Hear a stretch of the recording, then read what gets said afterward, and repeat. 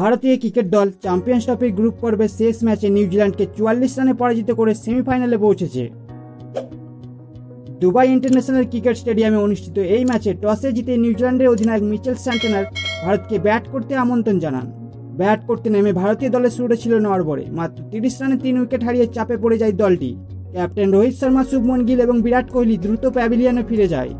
তবে চতুর্থ উইকেটে শ্রেয়াস আয়ার এবং অক্ষর প্যাটেল 98 রানের গুরুত্বপূর্ণ পার্টনারশিপ গড়ে দলের স্কোরকে স্থিতিশীল করেন। শ্রেয়াস আয়ার 79 রান এবং অক্ষর প্যাটেল 42 রান করেন। শেষ দিকে হার্দিক পান্ডিয়ার 45 রানের ঝোড়ো ইনিংস দলের স্কোরকে 249 রানে পৌঁছাতে সাহায্য করে। নিউজিল্যান্ডের পেসার ম্যাট হেনরি 5 উইকেট শিকার করেন।